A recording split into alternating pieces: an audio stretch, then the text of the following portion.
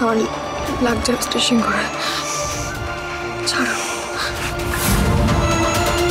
এর জন্য কিন্তু আমি কোনোদিন তোমাকে ক্ষমা করবো না। নেভার। আমার কথাটা একটু শুনো।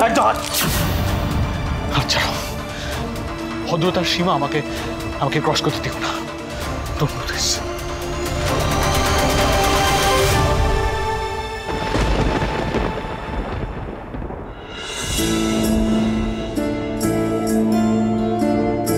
কেন বলো তো কৃষ, কেন কেন বারবার উনি আমায় ভুল বোঝে? উনি এটা ভাবলেন কি করে যে আমি রিঙ্কির ক্ষতি চাইবো? রিঙ্কি, তুতুল, তাই দাদা, রিজু দাদা, এরা আমার কত আপন। ওরাই তো এখন আমার বোন, দাদা। নিজের দাদা তো কবেই চলে গেছে। তুমি তো জানো, বলো, তুমি তো জানো কৃষ, আমি ওদের জন্য সব করতে পারি, সব। তাও মিস্টার সিংহরায় সেটা বুঝলেন না। আবার আমায় বুঝলেন, আমার উপর রেগে গেলেন।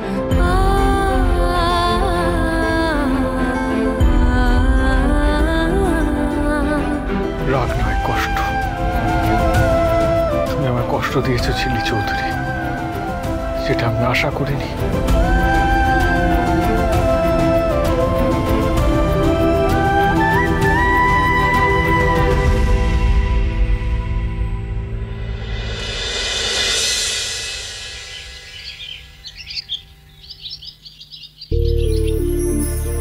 এই নাও দাদা তোমার চা। এ কি, তুমি এখনো কিছু খাওনি কেন? কাল যেটা হলো সেটা ভালো হলো না। ঝিল্লি সবটা ভালো করতে চেয়েছিল, কিন্তু সেরকম কিছুই হয়নি। বিয়েতে তো সবাই মত দিয়েছে দাদা। এটাকে মত দেওয়া বলে না। আমি যাচ্ছি। ও তোমরা এসো এসো এসো না, তোমরা দাঁড়িয়ে আছো কেন? এসো। আরে আপনারা এখানে প্লিজ বসুন। ঠিক আছে। অমিত স্যার, বাড়ির বড়রা বলছে কালই যদি বিয়েটা দেওয়া যায় আর কি। কাল মানে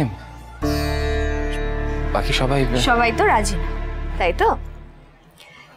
আমাদের তেঁতুল পাতার একটা নিয়ম আছে, শেষে গিয়ে প্রত্যেকের মত একই হয়।